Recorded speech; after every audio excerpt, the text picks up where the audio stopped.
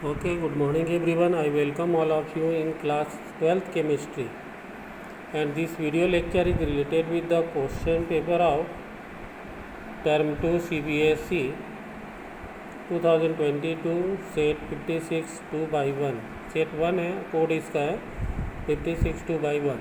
Maximum marks 35, time 2 hours. तो already इसके 3 parts हो चुके हैं. तो फोर्थ पार्ट है. फोर्थ पार्ट में हम कवर करेंगे क्वेश्चन नंबर 9 से क्वेश्चन नंबर 8 तक. पार्ट 1 2 3 में कवर हो चुका है. क्वेश्चन नंबर 9 3 मार्क्स का है. सेक्शन ए आपका जो मिलेगा 2 मार्क्स के, सेक्शन बी 3 मार्क्स के हैं, और जो सेक्शन सी है वो आपका 5 मार्क्स है. टोटल 35 मार्क्स है. ई नॉट वैल्यू दिया गया, ये भी आपका इलेक्ट्रोकेमिस्ट्री से रिलेटेड है कि क्रोमियम, मैग्नीज, आयरन, कोबाल्ट, निकल, कॉपर, जिंक, मतलब फर्स्ट ट्रांजिशन सीरीज में ई नॉट वैल्यू इसमें दिया हुआ है M2 प्लस अपॉन M की value.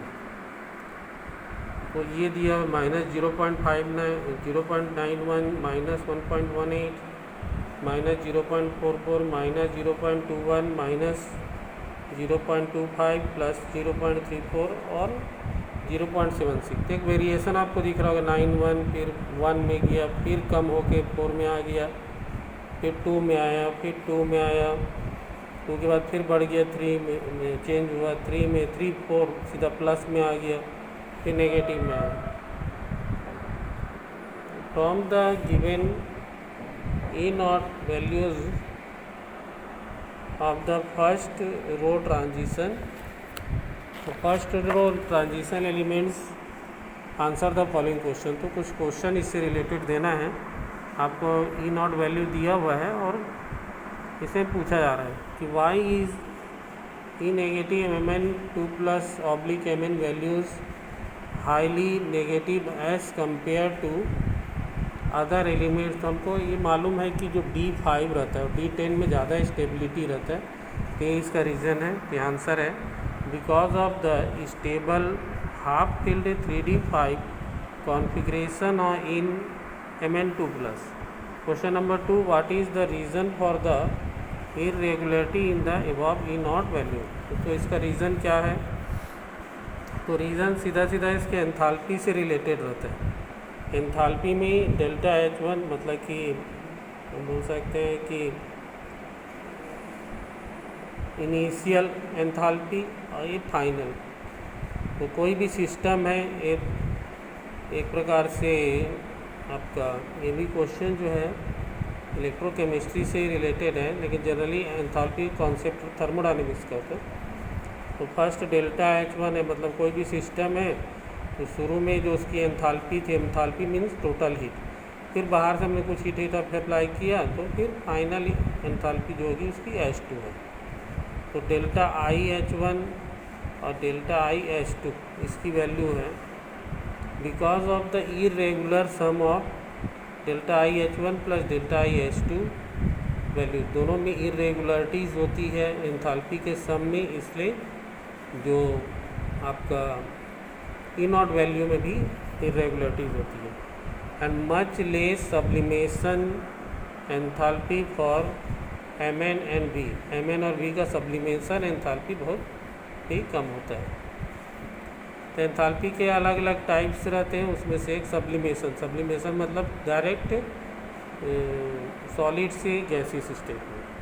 Because of the irregular sum of delta IH1 plus delta IH2 values and much less sublimation enthalpies for Mn and V. Now see question number 3, why is E negative value exceptionally E negative Cu2 plus oblique Cu value exceptionally positive Cu2 plus Cu में. तो इसका भी relation कहीं ना कहीं enthalpy से ही होता है. तो एंथैल्पी के कई टाइप होते हैं. तो because of high delta alpha H0 मतलब जो एंथैल्पी रहता है इसमें नॉट लग के, मतलब कि इनफाइनाइट हो सकता है या बहुत ज़्यादा हो सकता है इनफाइनाइट में. तो अल्फ़ा मतलब आयोनाइजेशन, तो जो आयोनाइजेशन एंथैल्पी रहती है, डेल्टा लगा means change in ionisation enthalpy high होती है इसमें, और चेंज इन हाइड्रेशन एंथैल्पी लो होती है। हाइड्रेशन मतलब कि पानी मिलाने से या पानी का मॉलिक्यूल निकलने से भी चेंज इन एंथैल्पी होता है, उसको बोलते हैं हाइड्रेशन। तो एक रीज़न बताया गया, सब सिंपल रीज़न है। इसके बाद क्वेश्चन नंबर 10 है, right the equation involved in the following reaction. ये नेम रिएक्शंस है, 3 मार्क्स के, रोजिनमुंड है, इटार्ड है, स्टीफन, तीनों मोस्ट IMP है। और इसमें से और एक और वाला भी क्वेश्चन है कि तो पहले यहाँ पर अलग अलग इक्वेशन, सबसे पहले रोजिनमुंड रिडक्शन में RCOCl2 मतलब कि एसिड जो हेलाइड है वो हाइड्रोजन से पैलेडियम और BSO4 लिखा है, इसमें जाइलिन भी रहता है, इसमें एल्डिहाइड बनाता है RCHO प्लस HCl। फिर इसके बाद सेकेंड इटार्ड इक्वेशन में जो हम बोल सकते हैं टॉल्यूइन या मेथिल बेंजीन क्रोमिल क्लोराइड से रिएक्शन करता है। तो ये रिएक्शन जो है आपका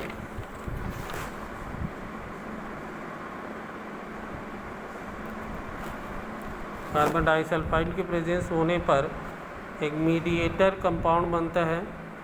बेंजीन रिंग में CHO Cr Cl2 लगा हुआ है, जिसका हाइड्रेशन होने पर बेंजेल्डिहाइड मिल जाता है। तो बेंजीन रिंग में CHO लगा दें या C6H5CHO, दोनों सही है। थर्ड जो है स्टीफन रिएक्शन, ये भी बहुत इंपॉर्टेंट है। RCN मतलब कि एल्किल साइनाइड जो है स्टेनस क्लोराइड और हाइड्रोक्लोरिक एसिड के साथ में मीडिएटर कंपाउंड बनाता है, जिसका हाइड्रेशन होने पर H3+ जुड़ रहा हाइड्रोनियम आयन, तो RCHO एल्डिहाइड और NH3 मिलता है। यदि पूरा रिएक्शन लिखा गया है, कंडीशन लिखा गया है, तो उसमें award full marks for the equation with condition. और दूसरा रहता है यदि आपने केवल स्टेटमेंट लिख दिया, तो एक रिएक्शन नहीं लिखा, तो हाफ मार्क्स मिलता है। ये सब CBSE के रूल्स हैं। इसमें और वाले क्वेश्चन में आ जाते हैं, which acid of each pair would you expect to be stronger, first CH3COH और FCH3COH। इसका रीजन है कि CH3COH में मिथाइल ग्रुप में प्लस आई इफेक्ट ज़्यादा होता है, F में माइनस आई इफेक्ट। तो जिसमें भी माइनस आई इफेक्ट ज़्यादा होता है ज़्यादा स्ट्रॉन्गर होता है। इसका आंसर आ गया FCH2COH due to minus I effect of F। Second में आइए OH और CH3COH मतलब कि फिनॉल और CH3COH में CH3COH ज़्यादा होगा। CH3COH एसीटेट आयन इज इन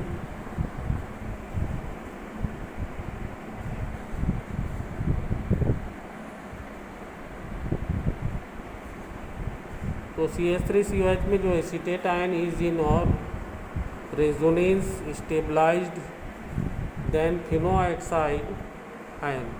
तो यहाँ पर जो क्या है, रेजोनेंस इसको स्टेबलाइज कर देता है CH3COH को।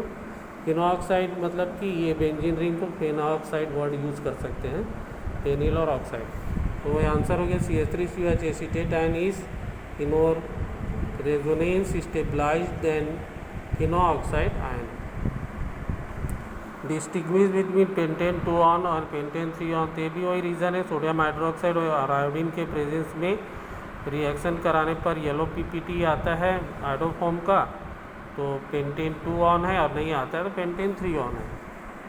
Heat both the compounds with NaOH and I2, pentane 2 on gives yellow PPT of iodoform while pentane 3 on does not, or any other suitable test, और भी कोई suitable test हो सकते हैं। Now come to question 11, account for the following।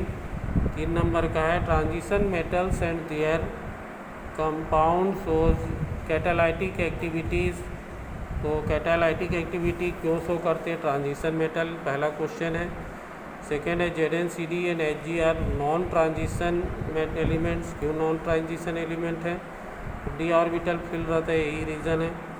Zr and Hr of almost identical atomic radii, तो इसमें आपका lanthanide contraction और shielding effect, poor shielding effect इसका रीज़न है। तो पहला देखते हैं transition metals and there compound show catalytic activity. तो जनरली जितने भी कैटालिस्ट होते हैं, जैसे मान लीजिए आपने देखा हेवर प्रोसेस में आयरन ऑक्साइड, वो सब ट्रांजिशन मेटल कैटालिस्ट क्यों काम करते हैं? तो कैटालिस्ट जो है ज़्यादा सरफेस देता है, एक तो रीज़न है ही, और साथ में से मल्टीपल ऑक्सीडेशन स्टेट जो शो करते हैं। वेरिएबल और multiple oxidation state ability to form complexes, then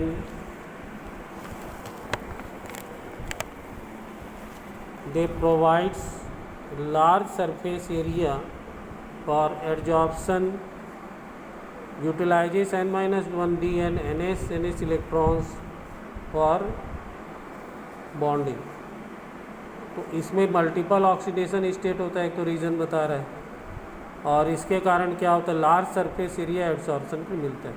होता है क्या है, जैसे मान लीजिए हाइड्रोजन ऑक्सीजन मिलके वाटर बना रहा है, तो प्लेटिनम हुआ वहाँ पर, प्लेटिनम एक ट्रांजिशन एलिमेंट है, मल्टीपल ऑक्सीडेशन स्टेट रहता है, लार्ज सरफेस एरिया होने के कारण उसमें हाइड्रोजन ऑक्सीजन को कंबाइन करने के लिए सरफेस मिल जाता है और वाटर बन जाता है। तो ये इसके कैटालिस्ट के अलग अलग, मतलब कि कैटालिस्ट की एक्टिविटी के अलग अलग मतलब मेथड है। उसमें एक है कि जो एब्जॉर्प्शन एरिया ज़्यादा प्रोवाइड करता है, जो अच्छा कैटालिस्ट होता है। एक तो हम डिस्कशन कर चुके हैं, JNCT और HG है completely filled d orbitals in its ground